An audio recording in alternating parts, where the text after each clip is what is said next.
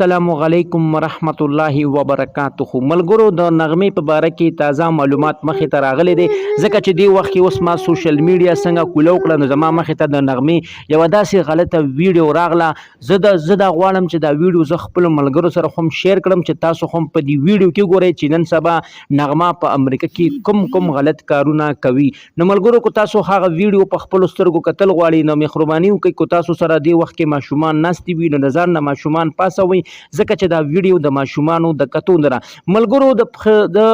د خیبر پښتونخوا مشهوره سندرغاړې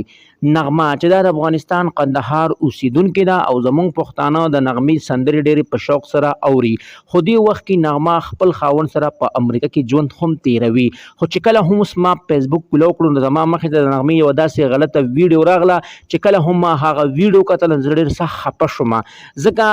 چې یو نغمه یوه داسې خیاناکه پښتانه وه چې هغې ولې ځان په شرمونو باندې وشرمولو ځکه چې د هغې یو داسې غلطه ویډیو راغلې وه ځکه چې هغه ویډیو د ماشومانو د کتو بالکلي نه وه ملګرو چې کله ما د دغه ویډیو پوره تحقیق معلومات وکړو